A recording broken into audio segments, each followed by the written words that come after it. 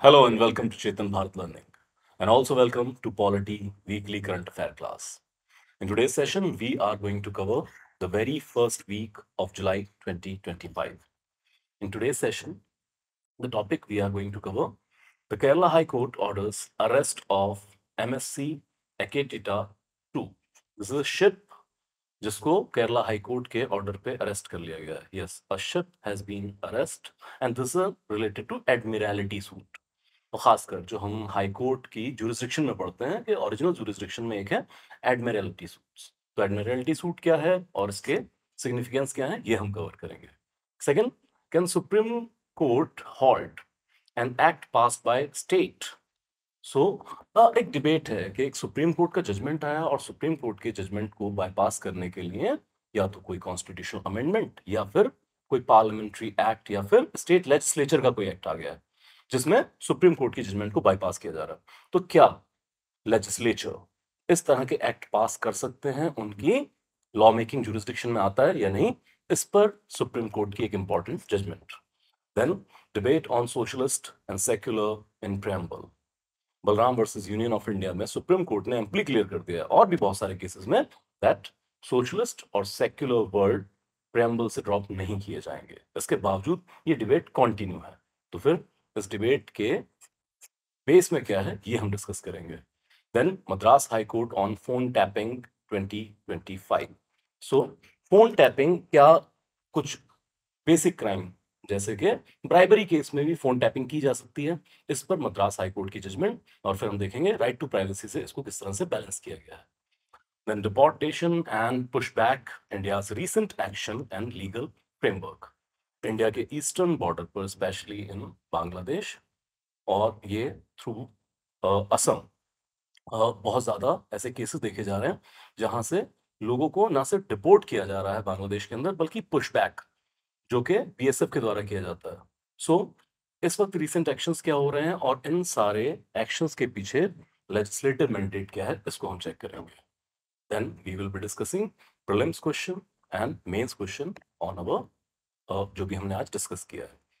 So let's bring the first topic, that is Kerala high court order arrest of a MSC Akiteta 2 ship. So हुआ ये है कि Alappuzha, which is a coastal area of Kerala. So off Alfuza, एक Liberian container which is named as MSC Elsa 3. This container ship got drowned. और इस container ship पर 600 container थे which was having hazardous substance, even plastic pellets and also diesel. तो hazardous substance से भरा हुआ ये कंटेनर शिप सैंक कर गया और इसकी वजह से significant marine pollution कॉज हुआ और इकोलॉजिकल डैमेज हुआ ऑफ केरल कोस्ट. अब शिप जो है ये एमएससी एल्सा 3 है जो सैंक हुआ है, लेकिन जो अरेस्ट किया गया है शिप वो है एमएससी एक्यूटेटा 2. सो हुआ ये कि जो कंपनी इन दोनों शिप को ऑपरेट करती है that is Mediterranean shipping company, तो इसी के दोनों शिप थे. सो जो शिप अरेस्ट किया गया है एक्यूटेटा 2, जो विंजिंग पोर्ट पर डॉक किया गया था, इसको सिस्टर शिप के तौर पर लिया गया है और फिर कंपनी के खिलाफ डैमेज क्लेम किए जा रहे हैं. तो एक मेडिटेरेनियन शिपिंग कंपनी है जिसके कुछ शिप ऑफ कोस्ट इंडिया जा रहे थे, जिसमें से एक हमारे पोर्ट पर डॉक है, एक ऑफ केरल कोस्ट सैंक कर गया. अब जो इकोलॉजिकल डैमेज हुआ है उसके लिए डैमेज क्लेम करने के लिए जो केरल गवर्नमेंट है उन्होंने एडमिरलिटी सूट फाइल किया इन केरल हाई कोर्ट, जिसमें 9,531 करोड़ का कंपनसेशन मांगा गया. एनपी 9,531 करोड़ का. If we go into specifics, so 8,626 crore for environmental damage, then 378 crore for remediation work, and 526 crore for economic losses to fishermen.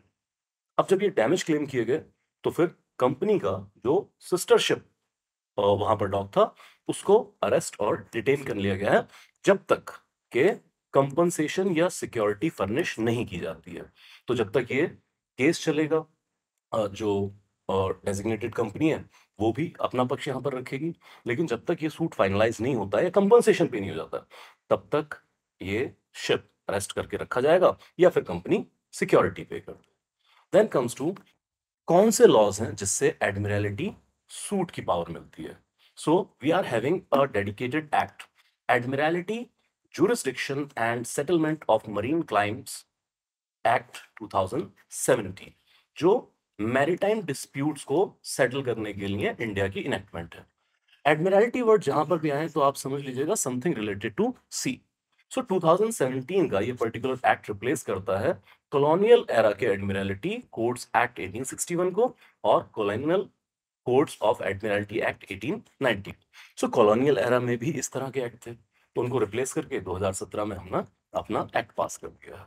Now this particular law applies to all vessels except inland warships और non commercial government ships. तो इन दो के jurisdiction इस act के अंदर नहीं है। और फिर ये एम्पावर करता है हाई कोर्ट्स को जो भी कोस्टल स्टेट्स हैं, so admiralty jurisdiction up to 12 nautical mile. तो पहले तो इसको समझ लेते हैं, जो हमारे पॉलिटी के भी कंसर्न से है कि हाई कोर्ट्स की कुछ ओरिजिनल जुरिस्डिक्शन है जो कॉन्स्टिट्यूशन से प्रोवाइडेड नहीं है बट डिफरेंट डिफरेंट एक्ट्स हैं। उनमें से एक 2017 का ये एक्ट है।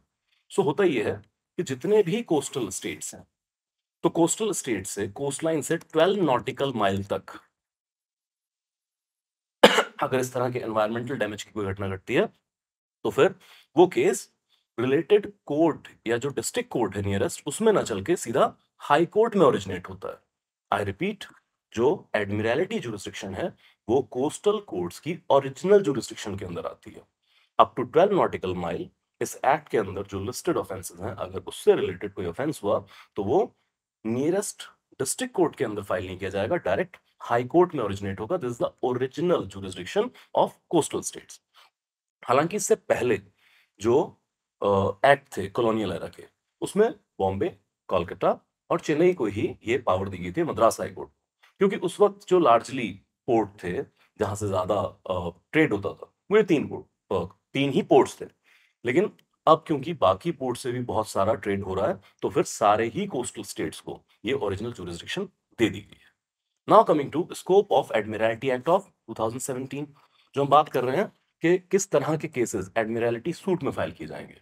सो it comes to damage to ships या एनवायरमेंटल डैमेज है, देन ओनरशिप या फिर मॉर्टगेज डिस्प्यूट्स हैं, देन लॉस ऑफ लाइफ और पर्सनल इंजरी है, then wage claims, salvage, insurance, repairs. इसके अलावा environmental damage is a big thing in the admiralty suit. साथ ही section 4, High Court can adjudicate the environmental claims and order compensation and remediation as well. So repeated thing is that Admiralty suit can be filed in the related coastal High Court. So the significance of this particular case is that one, the power of Indian courts to manage the Admiralty suits and dedicated law of India which gives exclusive jurisdiction to the High Courts, primarily original jurisdiction to the High Courts to deal with such matters. Then we come to, can the Supreme Court halt an act passed by a state? And then what is the case related to it? So background क्या है?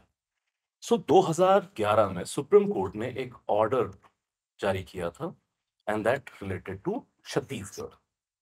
अब छत्तीसगढ़ में Naxalites की problem है और Naxalites की जो problem है वो बहुत ज्यादा करंट अफेयर के अंदर है, जैसे अभी पीछे बहुत सारे एनकाउंटर्स किए गए हैं। और साथ ही बसवा राजू जो एमसीसी के हेड थे उनको भी एनकाउंटर में खत्म कर दिया गया है। और 31 March 2026 is the date declared by the government of India that naxalism will be extinguished from India. अब वो सारा इंटरनल सिक्योरिटी का पार्ट है, लेकिन ये लॉन्ग स्टैंडिंग प्रॉब्लम है। 1967 से नक्सलाइट की जो प्रॉब्लम है वो अपेरेंट प्रॉब्लम चल रही है। Now coming to this thing कि नक्सलिज्म से ही लड़ने के लिए जो स्टेट गवर्नमेंट्स हैं इन्होंने कुछ मेजर्स यूज किए थे, जिसमें सलवा जुदूम वाज अ मेजर। अभी हम आगे बात करेंगे वो क्या है। लेकिन इसी में सुप्रीम कोर्ट ने एक ऑर्डर पास किया था that stop deploying special police officers in anti Maoist operation due to inadequate training and also the constitutional violation under Article 14, right to equality, and Article 21, that is related to life and personal liberty. अब यहां पर special police officer deploy नहीं किए जाएंगे। भाई ऐसी problem से जूझने के लिए तो स्पेशल पुलिस ऑफिसर बल्कि नीड में है, लेकिन ये किस स्पेशल पुलिस ऑफिसर का रेफरेंस पॉइंट है? तो हियर इट कम्स कि सबसे पहले समझ लें सलवा जुदूम और कोया कमांडो जैसा कॉन्सेप्ट। सो 2005 से एक स्टेट बैक्ड एंटी माओस मूवमेंट चल रही थी, जिसमें लोकल ट्राइबल यूथ को काउंटर इंसर्जेंसी के लिए यूज कर रहे थे। खुद सलवा जुदुम के कुछ लीडर्स भी थे। अब ये रेगुलर पुलिस फोर्सेस नहीं है। आप यूं समझें कि कुछ ट्राइबल यूथ को एक ग्रुप में कन्वर्ट किया और स्टेट ने उनको सपोर्ट किया कि आप एंटी माओइस्ट जो है ऑपरेशंस वो कर सकते हैं। अब इन आगे जाके ये हथियारबंद भी हो गए। अब ये अनऑफिशियली हथियार जो इनको अवेलेबल करवाए वो स्टेट ने करवाए और फिर इनको एंटी माओइस्ट ऑपरेशंस में यूज किया जा रहा था। तो ये प्रॉपरली ट्रेन्ड यूथ नहीं है। इनको पुलिस सर्विस में रिक्रूट नहीं किया गया था, बल्कि इनके लिए लोकल वर्ड सल्वाजुगुम यूज कर रहे हैं और वैसे कह दे रहे हैं कि special police officers. So these are not technically police officers, just एक यूथ का ग्रुप है और आप एंटी माओइस्ट जो भी आपके एक्शंस हैं उनमें आप यूज कर रहे हैं। ऐसे ही एक कोया कमांडोज थे। तो कोया कमांडो जो कोया कम्युनिटी है ट्राइबल्स की, पर्टिकुलर उससे ड्रॉ किए गए यूथ थे और इनको भी सलवा जुदून के अंदर तैयार किया गया माओइस्ट से लड़ने के लिए। तो basically ill trained without formal recruitment into the police system, these group of a bunch of youth was used against anti-Naxal anti-Maoist operation। अब इसी तरह के ग्रुप्स को सुप्रीम कोर्ट ने डिक्लेयर किया कि इलीगल है और इनको यूज नहीं किया जा सकता है एंटी माओइस्ट ऑपरेशन के। लेकिन फिर छत्तीसगढ़ गवर्नमेंट ने क्या किया? क्या इस ऑर्डर को फॉलो करते हुए डिसबैंड कर दिए गए सलवा जुदूम? बल्कि छत्तीसगढ़ गवर्नमेंट ने एक एक्ट पास किया called auxiliary armed police forces act, और फिर एक नई ऑक्सिलरी फोर्स क्रिएट की गई which was again similar to Salwa Judum और Koya commandos.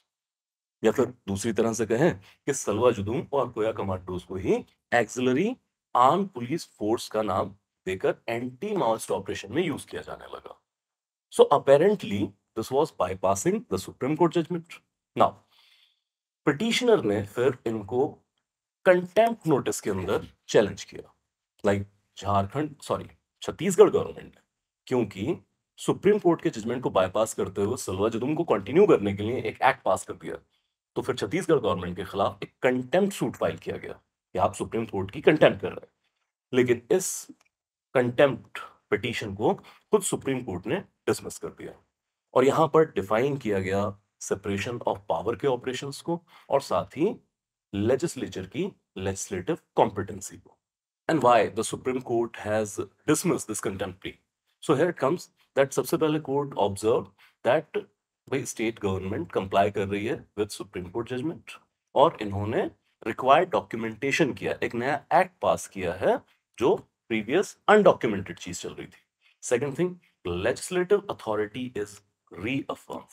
So state legislatures laws enact कर सकते हैं, बस वो कॉन्स्टिट्यूशन की वायलेशन में ना हो या फिर अपनी अथॉरिटी से एक्सीड ना कर रहे हो, लाइक किसी कॉन्स्टिट्यूशन की एक्सप्लिसिट वायलेशन ना हो या फिर अपनी जो उनकी लेजिस्लेटिव जुरिस्डिक्शन है वो ब्रीच ना करें कि स्टेट टॉपिक पे लॉ बना रहे हैं, यूनियन टॉपिक पे लॉ ना बना रहे।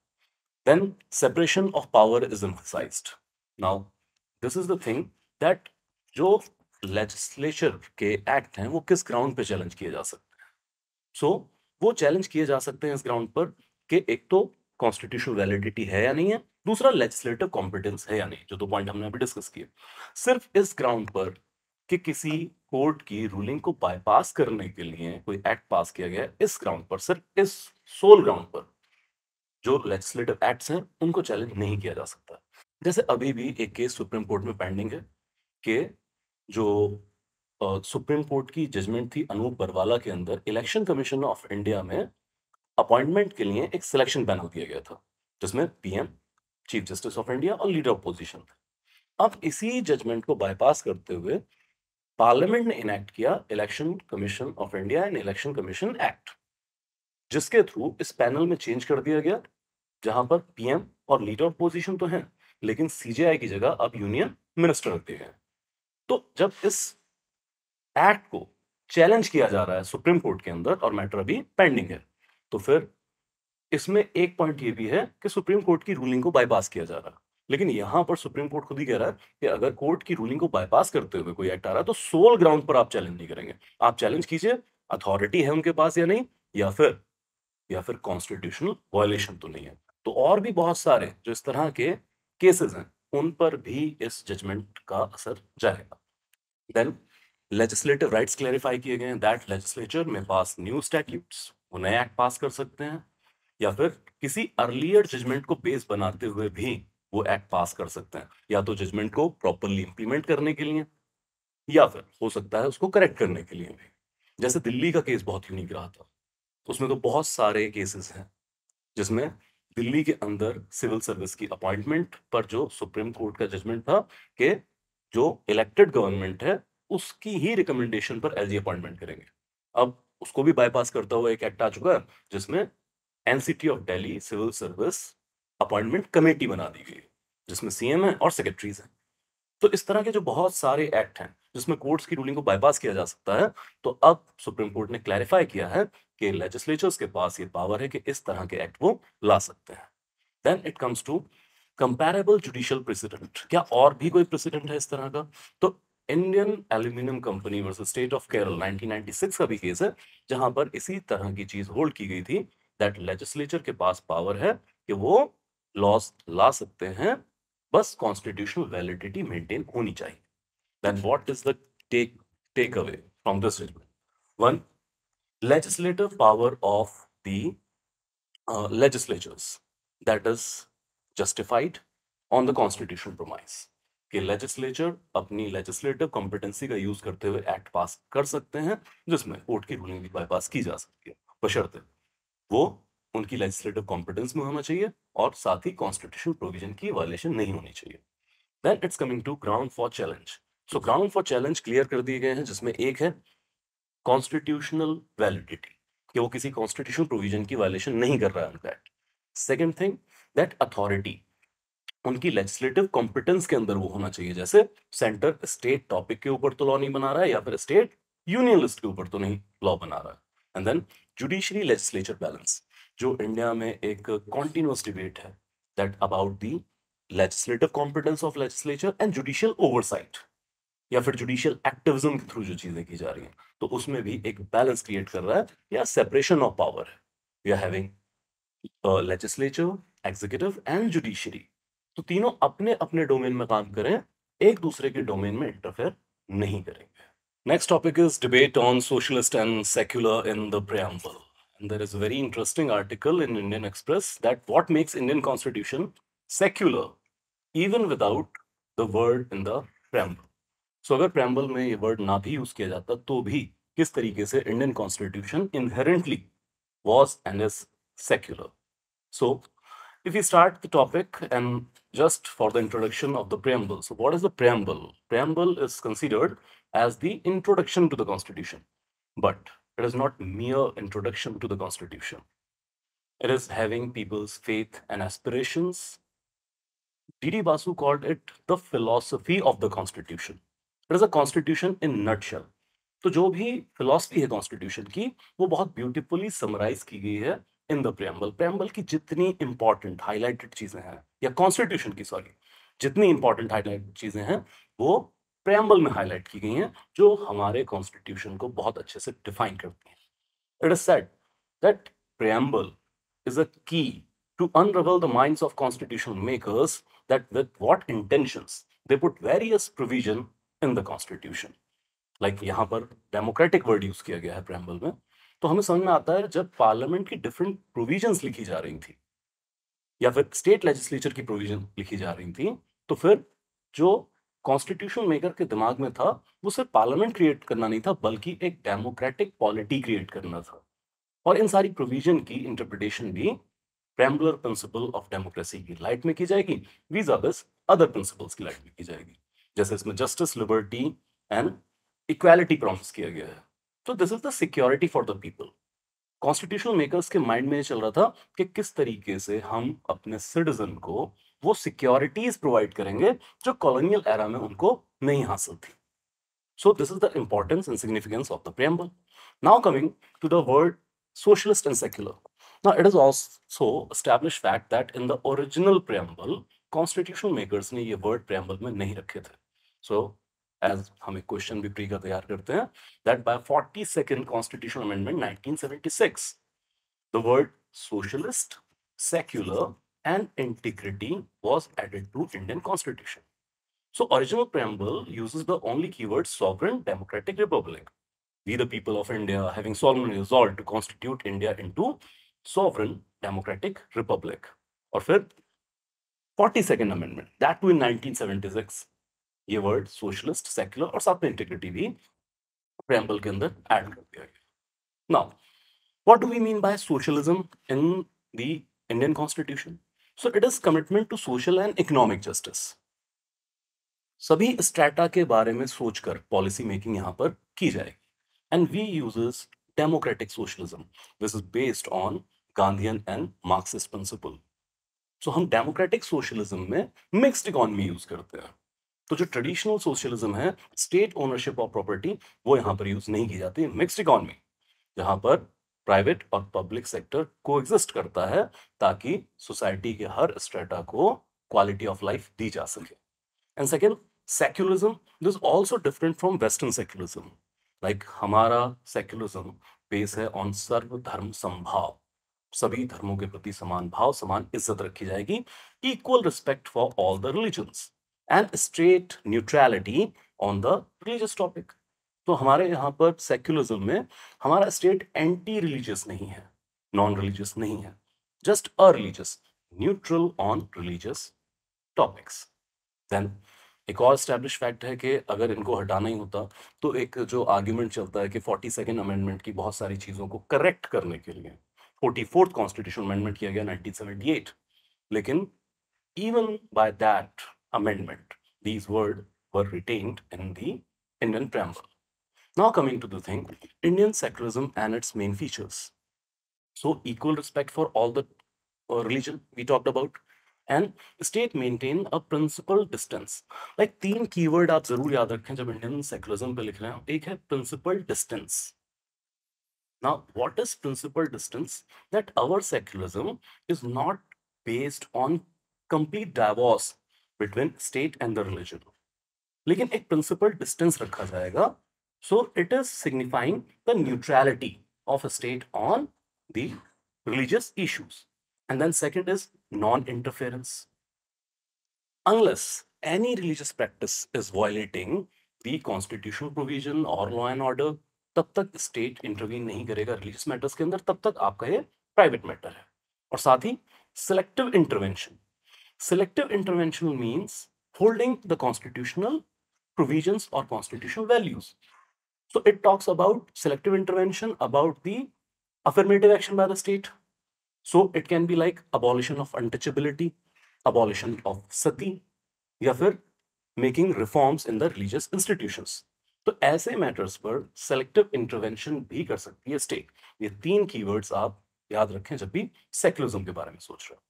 Now we come to the very first thing that क्योंकि 42nd अमेंडमेंट में सोशलिस्ट और सेक्युलर वर्ड यूज किए गए इंडियन preamble, तो क्या 42nd अमेंडमेंट 1976 से पहले इंडियन कॉन्स्टिट्यूशन का कैरेक्टर सोशलिस्ट और सेक्युलर नहीं था और ये वर्ड ड्रॉप कर दिए जाएंगे तो क्या inherently Indian constitution socialist secular नहीं रहेगा, इंडिया से सोशलिज्म और सेक्युलरिज्म खत्म हो जाएगा? Answer is no. As we discussed, preamble is about highlighting the important values of the constitution. अब ये values constitution में पहले से ही हैं. If we talk about socialism, so if we go to directive principle of state policy, and I believe you have read polity and DPSP, तो उसमें तो हम बाकायदा एक जो है नोट्स में पढ़ते हैं that socialistic principle in the DPSP and wide range. Like तीन तरह के principles हैं, socialism, गांधीist philosophy and then western liberal thought. तो अगर मैं रेशियो प्रोपोर्शन में देखूं तो सबसे ज्यादा प्रिंसिपल सोशलिज्म से इंस्पायर्ड है. That is equal facility for all, minimizing the income inequality. Then comes equitable distribution of resources, no concentration of wealth, pure socialist phenomena. Then equal pay for equal work, equal opportunity for all, about the livelihood. Then from maternity relief to workers benefit, so much so that workers participation in the management. अब ये सारी provision constitution में DPSP के अंदर दी गई हैं. उसी से हम अपने कॉन्स्टिट्यूशन को वेलफेयर कॉन्स्टिट्यूशन भी कॉल करते हैं। तो socialism was there, is there. तो सिर्फ वर्ड अगर यूज किया गया प्रेम्बल में, अगर वो ना भी हो तो भी इंडियन कॉन्स्टिट्यूशन सोशलिस्ट ही होगा। Then comes to secularism. So if we talk about right to equality, and that too from the fundamental rights, Article 15 says no discrimination. Even 14 says equality before law and equal protection of laws. Then 15 explicitly mention no discrimination on the basis of religion. Same Article 16 that is carved out for the public employment. So especially uses no discrimination in public employment on the basis of religion and other as well, race, caste, sex, place of birth. So religion के आधार पे भेदभाव हम कर ही नहीं सकते हैं, secular concept. And then comes magical Article 25 to 28. हर एक person को अपना religion profess, practice and propagate करने का भी राइट है. So these are the articles where secularism is mentioned, though not using the word secularism, but inherently it is there. Article 44 in the DPSP talks about uniform civil code, that personal laws religious practices के according ही सभी के लिए जैसे होने चाहिए. So inherently these are the provision that makes our constitution secularism. So mind it very clearly that even if socialist and secular words are not there in the preamble, even then Indian constitution inherently is socialist and secular. So ये word तो सिर्फ use किए गए ताकि हम Indian constitution की खूबसूरत values को एक्सप्लिसिटली प्रेम्बल में हम डिपिक्ट कर सके, जिससे इंडियन कॉन्स्टिट्यूशन की एक अच्छी समझ बन सके. नाउ कमिंग टू की कंसर्न क्या है ओवर एक्सप्लिसिट इंक्लूजन. अब जैसे हम बात करें थोड़ा अपनी कॉन्स्टिट्यूएंट असेंबली, या फिर कुछ लोग आर्ग्यू करते हैं कि अगर इंडियन कॉन्स्टिट्यूशन सोशलिस्ट या सेक्युलर ही था, स्पेशली अबाउट सेक्युलरिज्म, तो फिर कॉन्स्टिट्यूशनल मेकर्स ने इसको वर्ड को क्यों नहीं रखा. तो वहां पर जो डिबेट के डिस्कोर्स में पता लगता है, जैसे constitution versus ideology. The father of Indian constitution doctor Ambedkar, उनका विचार था कि constitution should be a document that is the basis and explaining the basis of governance.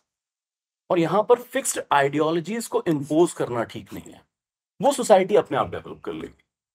Even Nehru ji, सो इनके विचार ये थे कि सिंबलिज्म यूज ना किया जाए. Like secularism should be lived, that must be instilled in the society. और ये सिर्फ डिक्लेयर ना किया जाए या कॉन्स्टिट्यूशन की तरफ से इम्पोज ना किया जाए, इसको सोसाइटी में आप इवॉल्व होने दीजिए. और फिर रिस्क ऑफ मिस इंटरप्रिटेशन. सो कुछ कॉन्स्टिट्यूशन असेंबली के मेंबर जैसे कामत साहब, उन्होंने कहा था कि अगर इस तरह के वर्ड्स हम एक्सप्लिसिटली मेंशन करना शुरू कर देंगे, क्योंकि secular word is not mentioned, even socialist word is not mentioned in the articles.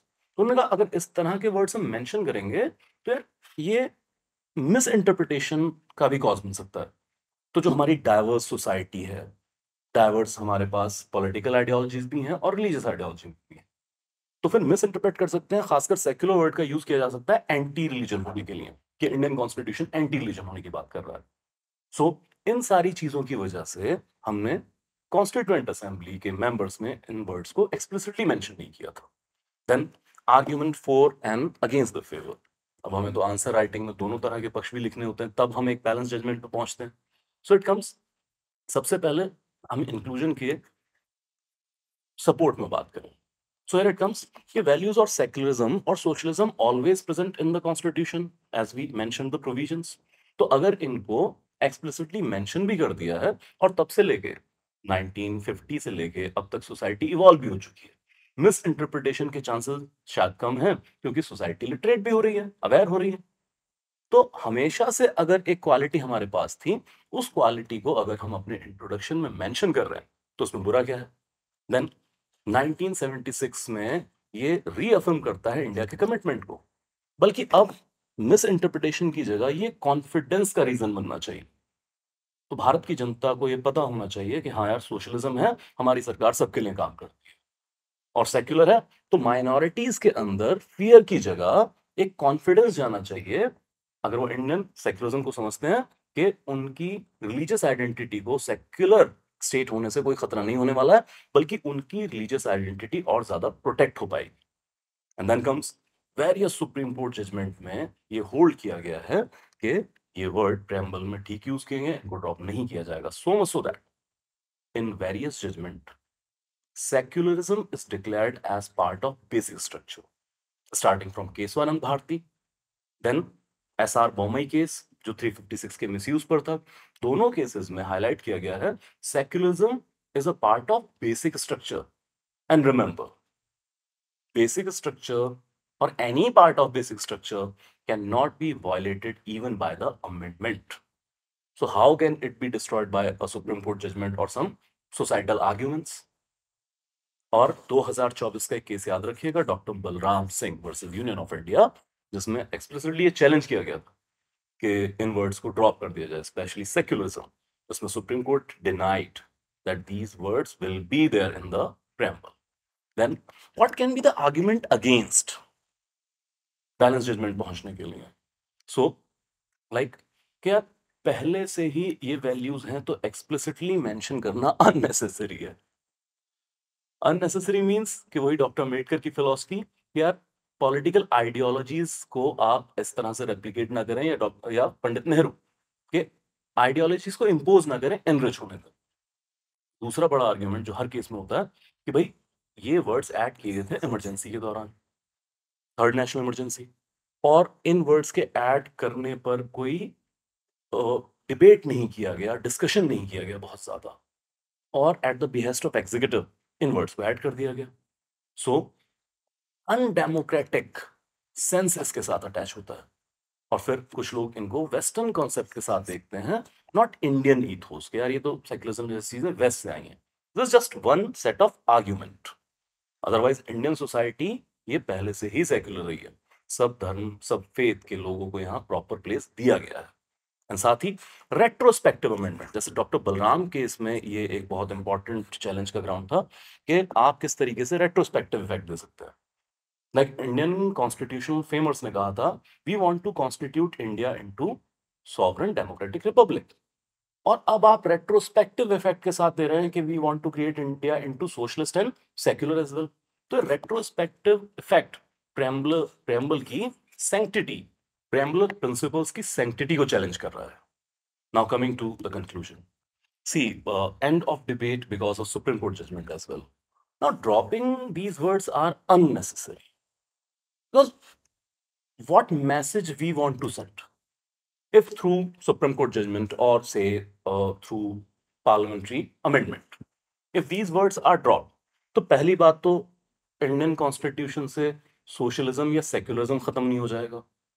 अगर सेक्युलरिज्म को कुछ चैलेंज मिलता है तो फिर फंडामेंटल राइट्स के ग्राउंड पे वो कोर्ट्स में चैलेंज किया जाएगा, और fundamental right must be protected. तो पहली बात तो ये चीजें खत्म नहीं होने वाली हैं। और फिर आप वर्ड ड्रॉप करके मैसेज क्या भेजना चाहते हैं? चलिए एक एग्जांपल लेते हैं। अगर आज वर्ड सेक्युलर ड्रॉप होता है तो जो भी रिलीजियस माइनॉरिटीज हैं उनको क्या मैसेज हम दे रहे हैं कि अगर आज हमने एक वर्ड ड्रॉप किया तो क्या कल को धीरे धीरे हम आर्टिकल्स भी ड्रॉप करना शुरू करेंगे? ये मैसेज देना कि फिर रिलीजियस माइनॉरिटी सेफ नहीं होगी, सेक्युलरिज्म यहाँ पे नहीं है। तो ये मैसेज बहुत ज्यादा कोई फेवरेबल नहीं है इंडियन गवर्नेंस के लिहाज से। वैसे भी भारत को विकसित भारत बनना है 2047 तक, तो हमें अपनी इकोनॉमी, अपने सोशल कोहेजन पर ध्यान देना है, इस तरह की डिबेट पर नहीं। So what I believe that this is unnecessary even to have debate on these topics. We have other most important things. We are still having many fundamental rights to install in the society. We are having many DPSPs to be implemented in the society. So we have to focus on that part. बाकी आप लोग भी इस तरह की debate में शायद participate करते हो या सुनते हो, क्योंकि मीडिया और सोशल मीडिया पर इस तरह का डिबेट चलता ही रहता है। So please do comment in the comment section, और आपके थॉट्स क्या हैं इस चीज के ऊपर, वो आप हमसे शेयर कर सकते। Moving to Madras high court on phone tapping 2025। So background क्या है? मद्रास हाई कोर्ट ने यूनियन गवर्नमेंट के एक ऑर्डर को क्वैश किया है जिसमें एक ब्राइबरी केस के अंदर फोन टैपिंग ऑथराइज की गई थी, और साथ ही इसको चैलेंज किया गया था on the violation of right to privacy.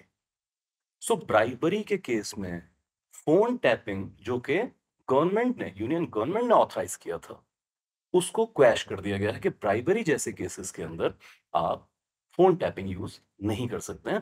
This is violation of right to privacy. So this is limiting the executive power by the judiciary. Now let's go to the legal framework. Apart from this current affair, that Section 5(2) of Indian Telegraph Act of 1885. Now, this is very important to remember. I repeat, Section 5, Clause 2 of Indian Telegraph Act, which allows the center and the state government to intercept the telephonic conversation, but in the cases of public emergency and public safety.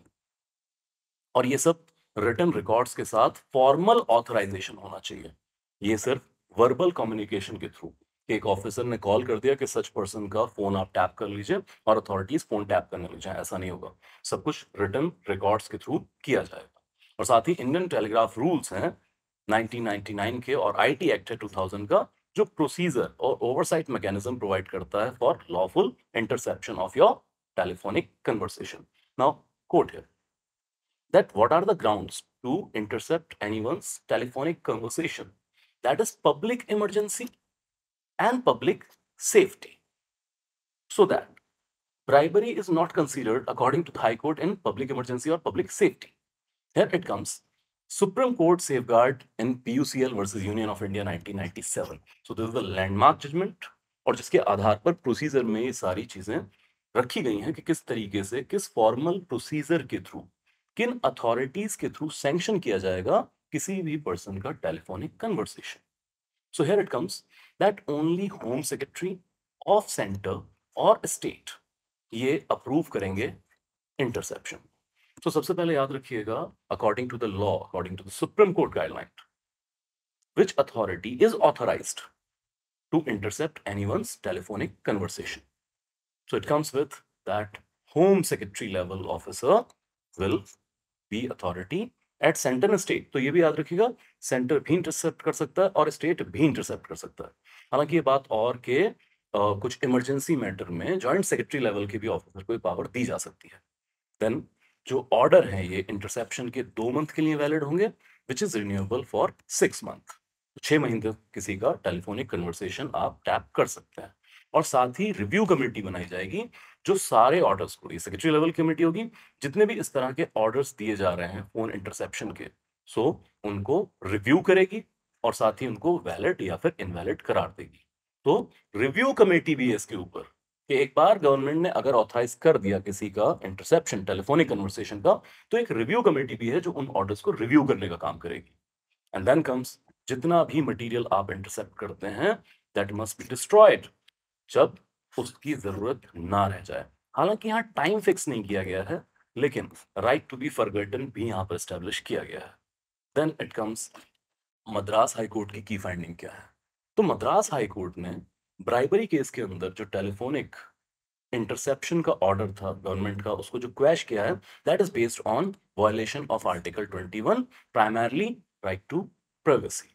और साथ ही कहा है strict interpretation होनी चाहिए public emergency और public safety की. साथ ही जो रूटीन क्राइम है, तो कोई भी रूटीन क्रिमिनल एक्टिविटी हो रही है जिसमें कोई सीक्रेटिव चीज शामिल नहीं है, तो उसके लिए पुलिस इज एम्पावर्ड कि वो बिना फोन टैप किए भी जो है बाकी मैकेनिज्म से अपनी इन्वेस्टिगेशन जारी रख सकते हैं. तो पब्लिक इमरजेंसी में या पब्लिक सेफ्टी के अंदर आप रूटीन क्राइम मत लेके आइए. हाँ, कुछ टेररिज्म है, नेशनल सिक्योरिटी को कोई खतरा है, तब आप जरूर इस तरह के ऑर्डर्स इशू कर सकते हैं. और साथ ही कोवर्ट क्राइम डिटेक्शन के लिए, like bribery, tax evasion, even ऐसे क्राइम्स के लिए या ऐसे क्राइम की इन्वेस्टिगेशन के लिए आप टेलीफोनिक कन्वर्सेशन टैप नहीं करेंगे. Then it comes, what are the ongoing concern with this telephonic interception. अब इस एक्ट की तरफ आए तो उसमें एक तो वेग टर्म यूज की गई है, जैसे पब्लिक इमरजेंसी. अब पब्लिक इमरजेंसी क्या है ये डिफाइन करना बहुत सब्जेक्टिव है और इसकी प्रॉपर डेफिनेशन भी एक्ट के अंदर नहीं है. और साथ ही जब ऐसे ऑर्डर्स को इंप्लीमेंट किया जाता है तो प्रॉपर सेफगार्ड का ध्यान नहीं रखा जाता है. बहुत बार तो रिकॉर्डिंग रखा जाता है, वर्बली कम्युनिकेट करके ही किसी पर्सन का टेलीफोनिक कन्वर्सेशन आप इंटरसेप्ट करने लग जाते हैं. और फिर डेटा प्रोटेक्शन लॉज अभी इंडिया में इवॉल्व हो रहे हैं, जैसे डेटा प्रोटेक्शन एक्ट हमारे पास जरूर है, जो डीपीडीपी एक्ट है, digital personal data protection act, लेकिन अभी ये एक्ट जरूर है लेकिन इसकी इंप्लीमेंटेशन अभी प्रॉपर नहीं हो पाई है। जो मैकेनिज्म होने चाहिए इसके लिए, जो अथॉरिटीज होने चाहिए, वो भी प्रॉपर फंक्शनिंग के अंदर नहीं है। तो इससे भी एक कंसर्न है अबाउट अवर पर्सनल डेटा। और फिर जैसे कि कभी एक अमेरिकन जज ने कहा था that wire tapping will be resulting in life tapping. जिस तरीके से टेक्नोलॉजीज इमर्ज हो रही हैं, तो फिर एक पर्सन का नहीं बल्कि मास सर्वेलेंस यूज किया जा सकता है, बहुत सारे लोगों का पर्सनल डेटा इंटरसेप्ट किया जा सकता है। So it is not related only to the phone tapping. It can be live tapping. आपके लाइफ के बहुत सारे इंस्टेंसेस को सर्विलांस किया जा सकता है। So that is again a concern that big boss is watching, या फिर स्टेट सबको सर्विलांस कर रहा है। So if we understand the significance of this judgment, one, it upholds rule of law, that executive are not above the law. Executive must take action within the limits of the law. And second, it strengthens right to privacy, that unwarranted breach will not be taken upon citizens' privacy. Now moving to the next topic, that is deportation and pushback and India's recent action and legal framework. So हुआ ये है कि eastern border, specially the Bangladesh, और जब से बांग्लादेश के साथ diplomatic ties भी हमारी खराब हुई हैं, तब से बॉर्डर के ऊपर बहुत सारा डिपोर्टेशन और स्पेशली पुशबैक एक्टिविटी परफॉर्म की जा रही है, जहां पर बहुत सारे illegal immigrant, so called illegal immigrants को वापस बांग्लादेश की टेरिटरी में भेजा जा रहा है। तो पहले तो ये समझते हैं कि डिपोर्टेशन और पुशबैक दोनों एक्शंस में फर्क क्या है। तो if we talk about deportation, deport करना, तो इस टर्म से आप काफी वाकिफ होंगे कि अगर किसी भी कंट्री के अंदर किसी और कंट्री का कोई सिटीजन वो इलीगली रहते हुए पाया जाता है, तो उस कंट्री के पास अंडर द लॉज ये अथॉरिटी है कि ऐसे पर्सन को उसकी होम कंट्री में वापस भेज दिया जाए, एक लीगल प्रोसेस के साथ, जिसको डिपोर्टेशन कहा जाता है। जैसे अभी डोनाल्ड ट्रंप ने कुछ महीने पहले बहुत सारी कंट्रीज के लोगों को वापस उनकी कंट्री में डिपोर्ट किया था, इंडिया में भी डिपोर्ट किया था। तो बहुत सारी वो आपने न्यूज भी देखी होंगी कि person were rather treated as criminal, they were chained, they were handcuffed and they were forcibly deported to the parent country. So this is about the deportation. Every country has right under their own laws. India is also having right. So this is a legal formal removal of a foreign national lacking valid documents or overstaying visa. तो illegal immigrant कौन है? अगर हम broadly उसको legally देखें, तो या तो विदाउट वैलिड पेपर किसी कंट्री में एंटर हो जाना, या फिर आप वैलिड पेपर पर वीजा वगैरह पर एंटर हुए थे, आपका वीजा खत्म हो चुका है, आपने एग्जिट नहीं किया, तो भी इलीगल माइग्रेंट के तौर पर देखा जाएगा। देन इसमें एक प्रॉपर फॉर्मल लीगल प्रोसीजर होता है, दैट सबसे पहले डिटेक्ट किया जाएगा, देन उन पर्सन्स को डिटेन किया जाएगा। पहले आप उनको पकड़ेंगे कि हाँ, आपके पेपर वेपर की जांच करेंगे कि आपके पास वैलिड पेपर है इस कंट्री में रहने के या नहीं है, फिर आप डिटेन करेंगे उनको, फिर लीगल प्रोसीडिंग्स भी हैं।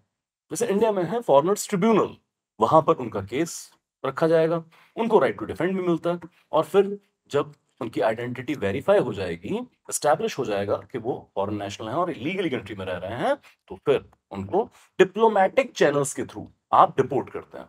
तो there is a due process, there is legal safeguard to such a person as well. And then ये इंडिया में किस लॉ से गवर्न होता है? तो इंडिया में गवर्न होता है immigration and foreigners act of 2025, and this is overseen by Ministry of Home Affairs and foreign registration, foreign regional registration officers, या फिर कंसर्न एम्बेसी भी इसमें शामिल होती है। ये एक बहुत इंपॉर्टेंट लॉ है, इसको याद रखिएगा, immigration and foreigners act 2025।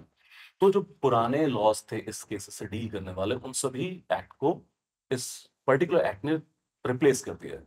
Like earlier was Foreigners Act 1946, there was Passport Entry into India Act 1920, then Registration of Foreigners Act 1939, then there was Immigration Carriers Liability Act of 2000.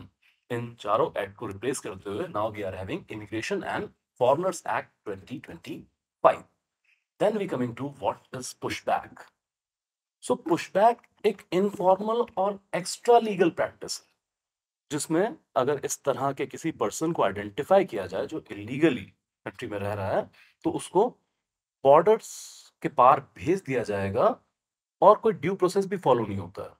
जैसे India में क्या है, mainly BSF इसको operate कर रही है on the eastern border. तो इसमें होता क्या है कि मतलब सिंपल अगर समझें तो बीएसएफ ने किसी बंदे को या बंच ऑफ पर्सन को पकड़ा, उनके कागज वागज देखे कि आपके पास हैं वैलिड पेपर या नहीं है, और अगर बीएसएफ के उन ऑफिसर्स को ये लगा कि ये पर्सन इंडियन सिटीजन नहीं है, इसके पास वैलिड पेपर नहीं है, तो फिर उनको फोर्सेबली बॉर्डर सिक्योरिटी फोर्स ही बॉर्डर के पास भेज देगी। तो इसमें कोई वेरिफिकेशन नहीं हो रहा है, किसी फॉरेनर्स ट्रिब्यूनल में उनका केस नहीं जा रहा है, सिर्फ एग्जीक्यूटिव के पास ये पावर है और उनके पास कोई राइट टू डिफेंड भी नहीं है जो पकड़े गए हैं। तो बॉर्डर सिक्योरिटी फोर्स के ही पर्सन फोर्सिबली उनको बॉर्डर के पास भेज देंगे, कि उनको फोर्सिबली उठा के लाए, बॉर्डर पे खड़ा किया, पुश कर दिया, दरवाजे बंद। So this is called push back. So इसके साथ प्रॉब्लम ये है कि ना तो जुडिशियल ओवरसाइट है, ना ही फिर कोई कॉडिफाइड लॉ है जो पुशबैक को अलाउ करता हो। याद रखिए, जो डिपोर्टेशन है वो लॉज में है, लेकिन पुशबैक के पीछे लीगल सैंक्टिटी नहीं है, लॉज में इसको मेंशन नहीं किया गया। देन रीसेंट ट्रेंड के बारे में हम बात कर चुके हैं, बांग्लादेश बॉर्डर पर इस तरह की बहुत सारी एक्टिविटीज की जा रही। Further it comes that immigration and foreigners act 2025, तो ये जो सारे पुराने लॉज को इसने रिप्लेस किया है, तो जितना भी एंट्री स्टे है या रिमूवल और फॉरेनर से इसको मॉडर्नाइज करने की कोशिश की गई है। जैसे सारे पेपर वैलिड आपके पास होने चाहिए, उसकी जांच किस तरह से की जाएगी, और एक ब्यूरो ऑफ इमिग्रेशन एस्टैब्लिश किया गया है जो इस तरह के केस में डील करेगा। और फिर रजिस्ट्रेशन, जैसे अगर 180 दिन से ज्यादा किसी फॉरेन नेशनल को इंडिया में वीजा के ऊपर रहना है, तो एफआरआरओ के पास मैंडेटरी रजिस्ट्रेशन कराना पड़ेगा, नहीं कराएंगे तो स्ट्रिक्ट पेनल्टीज भी हैं। और साथ ही ये लॉ अलाउ करता है कि बहुत सारे ग्राउंड्स पे, जैसे unity, sovereignty of the country, national security, good relations with foreign state, इन सब के ग्राउंड पर फॉरेन नेशनल की इंडिया एंट्री रोकी भी जा सकती है। तो मॉडर्नाइज किया जा रहा है इंडिया में, जो भी थ्रू लीगल सिस्टम आ रहे हैं या इलीगल सिस्टम आ रहे हैं उनसे किस तरीके से डील करना है। एक और बहुत इंपॉर्टेंट लॉ है जो असम में ऑपरेट किया गया, like immigration expulsion from Assam act 1950। इसमें तो सुप्रीम कोर्ट के जजमेंट का हवाला देते हुए असम के सीएम हेमंत बिस्वा शर्मा ने जस्टिफाई किया कि भाई सुप्रीम कोर्ट की जजमेंट भी है और इस एक्ट के थ्रू हमारे डीसीज को यह पावर है कि अगर कोई foreign national without legal paper यहां रहते हुए पकड़ा गया, हम उसको असम से बाहर कर सकते हैं। तो even DCs are having power in this particular act.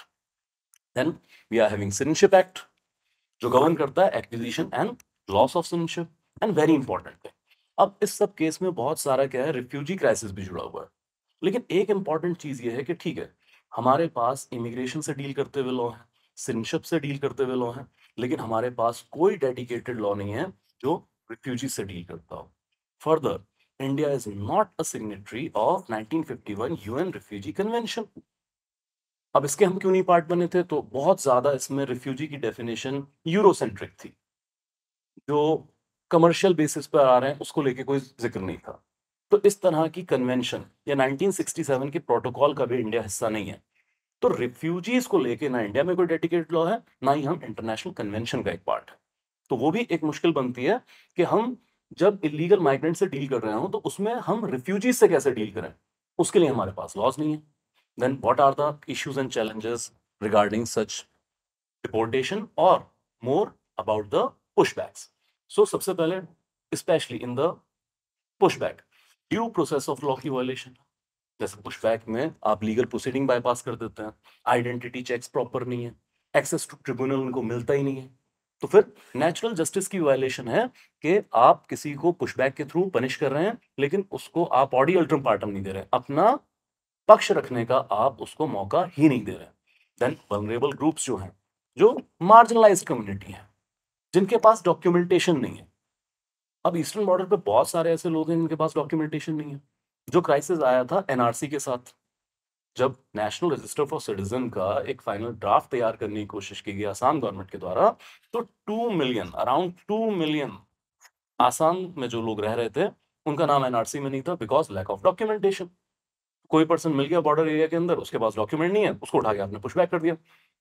लेकिन सिर्फ उसके पास डॉक्यूमेंट नहीं है, इसका मतलब ये नहीं है कि वो इंडियन सिटीजन नहीं है। तो जो मार्जिनलाइज सेक्शन ऑफ सोसाइटी है, जो वल्नरेबल ग्रुप्स हैं, उनके साथ एट्रोशियस बिहेवियर हो सकता है। देन वीक ओवरसाइट है, जो बोर्ड एग्जीक्यूटिव्स भी हैं या रिमूवल के ग्राउंड हैं, इन सबकी जुडिशियल स्क्रूटनी 2025 के एक्ट में ही बहुत कम है। And then comes diplomatic fallouts. So जो बांग्लादेश है, ये कहते हैं कि आप जब, जैसे बांग्लादेश का स्टैंड, के यार एक भी इलीगल बांग्लादेशी इलीगली इंडिया में मौजूद नहीं है, और अगर मौजूद है तो आप प्रूफ के साथ स्टैब्लिश कीजिए। तो आपको proper formal repatriation process follow करना चाहिए। आप डॉक्यूमेंट के बेस पे पहले स्टैब्लिश करेंगे बांग्लादेशी, फिर आप यहाँ भेजें। आपने वो डॉक्यूमेंट के बेस पे स्टैब्लिश नहीं किया, आपने पुशबैक कर दिया, इससे डिप्लोमेटिक टाइज और ज्यादा प्रॉब्लमैटिक सिचुएशन के अंदर जा सकती है। So what can be the major for fair and legal approach? Simple, एक तो लॉस क्लियर होने चाहिए, and more about, it's not only about the laws, it is more about implementation of the laws. So पहला तो rule of law strength करें आप, due process होना चाहिए, प्रॉपर आइडेंटिटी चेक्स होने चाहिए, इसका जुडिशियल रिव्यू जरूर होना चाहिए, आपको audi alteram partem right to be heard वो जरूर स्टैब्लिश करना है, लीगल रेमेडी विक्टिम्स के पास अवेलेबल होनी चाहिए। Then comes strengthen the institution, that is the implementation part. ठीक है, आपने लॉज अच्छे कर लिए, लेकिन अगर लॉज को बाईपास करके एग्जीक्यूटिव एजेंसी अपनी मनमर्जी करती रहेंगी तो भी प्रॉब्लम नहीं सॉल्व होने वाली है। तो फॉरेनर्स ट्रिब्यूनल को रिफॉर्म करना चाहिए, ज्यादा ट्रांसपेरेंसी, अकाउंटेबिलिटी यहाँ पर होनी चाहिए, रेगुलर ऑडिट्स होने चाहिए फॉरेनर ट्रिब्यूनल्स के कि वो किस तरीके से केसेस के साथ डील कर रहा है। Then coming humanitarian balance. So one, we think know about the national security to be established, लेकिन नेशनल सिक्योरिटी के साथ साथ जो ह्यूमैनिटेरियन एस्पेक्ट है उनका भी हमें ध्यान रखना चाहिए। सो वनरेबिलिटीज या वनरेबल ग्रुप्स जो हैं उनकी भी प्रॉब्लम को हमें बैलेंस करके चलना चाहिए। Then we talk about policy framework. तो एक ट्रांसपेरेंट पॉलिसी हमें चाहिए, स्पेशली अबाउट द रिफ्यूजी जिसके ऊपर हमारे पास लॉज ही नहीं। So at least to prawns strategy हमें चाहिए। One is legal clarity, laws must be clear and due process must be held in those laws, and then the executive part कि जब इन loss को implement किया जाए तो जितनी भी एजेंसीज इन्वॉल्व हैं, whether it is BSF, whether it is state police, DCs in some case, और फॉरेनर्स ट्रिब्यूनल, तो उन सब की पावर्स इस तरीके से इंप्लीमेंट की जाए, उनके ऊपर इस तरह से चेक्स एंड बैलेंस होना चाहिए, ऑडिट होना चाहिए कि जो प्रोसीजरल कॉम्प्लेक्सिटीज हैं उनसे ऊपर उठ के प्रोसीजरल क्लैरिटी के साथ हम ऑपरेट कर सकें। Coming to the questions, consider the following statements regarding the Admiralty Jurisdiction and Settlement of Maritime Claims Act 2017.